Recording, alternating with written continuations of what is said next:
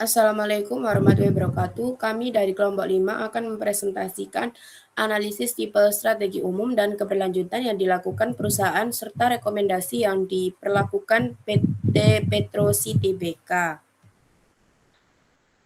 Berikut anggota kami. Latar belakang. Sektor pertambangan merupakan sektor strategis dalam perekonomian nasional karena menyediakan sumber daya energi dan bahan baku industri, mendukung pembangunan infrastruktur, serta berkontribusi terhadap pertumbuhan ekonomi dan penyerapan tenaga kerja. Dalam perkembangannya, industri ini tidak hanya berfokus peningkatan produksi, tapi juga dituntut menerapkan tata kelola perusahaan yang baik, prinsip ESG, keselamatan kerja, efisiensi operasional, dan praktik keberlanjutan. PT Petrosi Tbk sebagai perusahaan kontraktor pertambangan, EPC, dan jasa migas memiliki posisi strategis industri jasa pertambangan Indonesia. Namun, perusahaan menghadapi tantangan berupa tekanan penerapan ESG, perubahan regulasi fluktuasi harga komoditas, serta persaingan industri. Di sisi lain, peluang peningkatan daya saing terbuka melalui inovasi teknologi, efisiensi operasional, diversifikasi layanan, dan kemitraan strategis. Oleh karena itu, analisis strategis diperlukan untuk memastikan arah kebijakan perusahaan tetap adaptif, terintegrasi, dan berkelanjutan guna mempertahankan yang panjang. Profil perusahaan PT Petrosi Tbk. Yang pertama, PT Petrosi Tbk merupakan perusahaan multidisiplin di Indonesia. Yang kedua, bergerak di bidang jasa kontraktor pertambangan, EPC, serta layanan minyak dan gas. Yang ketiga, menyediakan pit to port mining solution dari hulu hingga hilir industri energi dan pertambangan. Yang keempat, memiliki sistem manajemen yang mengutamakan keselamatan kerja, lingkungan, dan kualitas. Yang kelima, berdiri tahun 1972 dan terdaftar di Bursa Efek Indonesia sejak 1990. Selanjutnya ada visi misi perusahaan. Yang pertama, visi menjadi perusahaan terkemuka di bidang energi dan sumber daya alam dalam menyediakan solusi jasa pertambangan, EPC, dan layanan bernilai tambah bagi pemangku kepentingan. Selanjutnya ada misi, yaitu yang pertama memberikan solusi terintegrasi dan bernilai tambah bagi klien. Yang kedua, mengutamakan keselamatan kerja dan keberlanjutan lingkungan.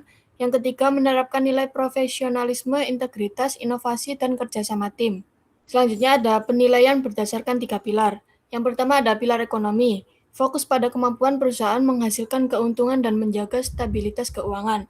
Indikatornya yaitu yang pertama pertumbuhan pendapatan, margin laba bersih, return on assets, stabilitas arus kas, diversifikasi sumber pendapatan. Strategi berkelanjutan tidak bergantung pada satu produk atau satu pasar saja. Yang kedua ada pilar sosial, berkaitan dengan dampak perusahaan terhadap karyawan, konsumen, dan masyarakat. Indikatornya ada kepuasan dan retensi karyawan, program CSR, kepatuhan hak tenaga kerja, reputasi merek. Perusahaan harus berkembang tanpa merugikan manusia atau masyarakat. Yang ketiga ada pilar lingkungan, berkaitan dengan dampak kegiatan perusahaan terhadap alam dan lingkungan. Indikatornya penggunaan energi dan air, emisi karbon, pengelolaan limbah, penggunaan bahan baku berkelanjutan. Mengabaikan lingkungan dapat menimbulkan risiko regulasi dan reputasi di masa depan. Faktor pendukung. 1. Kepemimpinan visioner. Yang kedua, inovasi berkelanjutan. Yang ketiga, struktur organisasi fleksibel. Yang keempat, good corporate governance. Yang kelima, akses teknologi dan pendanaan. Untuk faktor penghambat strategi ada ketergantungan pada satu pasar atau produk, manajemen yang menolak perubahan. Yang ketiga, perubahan regulasi cepat. Yang keempat, krisis ekonomi global. Yang kelima, konflik sosial dan isu lingkungan. Selanjutnya ada analisis daya tahan strategi. Menggunakan modal 5 forges atau Porter untuk melihat kekuatan industri yang dianalisis, persaingan industri, yang kedua ancaman pendatang baru, yang ketiga ancaman produk substitusi, yang keempat daya tawar pemasok, yang kelima daya tawar pelanggan. Perusahaan tangguh biasanya cepat berinovasi, memiliki diferensiasi produk, cadangan keuangan kuat, yang terakhir model bisnis fleksibel. Berikutnya ada pengukuran kinerja strategi menggunakan balance scorecard atau Kaplan dan Neutron.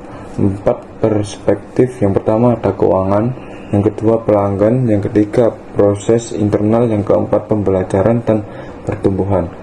Indikator keberhasilannya, yang pertama laba bersih meningkat, yang kedua pasang pasar bertambah, yang ketiga efisiensi biaya, dan yang keempat loyalitas pelanggan meningkat. Berikutnya ada pembandingan dengan pesaing. Dilakukan melalui analisis komparatif industri.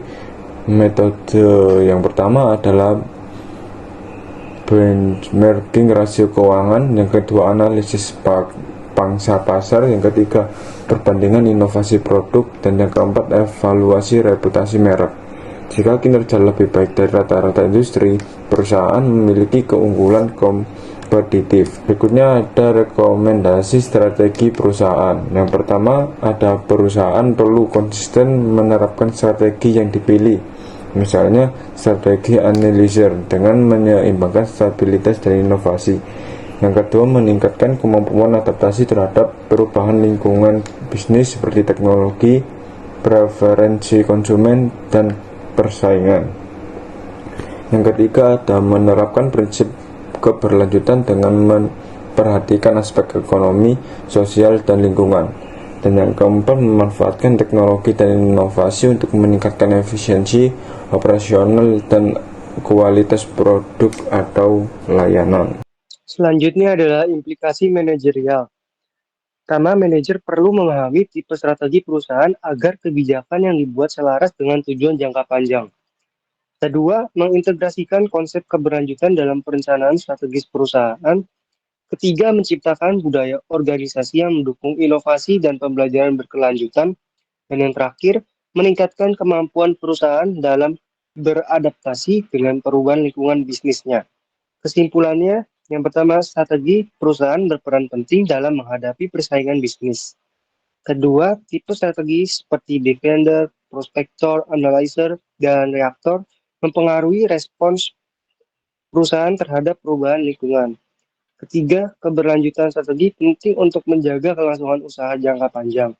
Dan yang terakhir, perusahaan perlu menerapkan strategi yang adaptif, inovatif, dan berorientasi pada keberlanjutan untuk mempertahankan daya saingnya. Sekian presentasi dari kelompok kami. Terima kasih.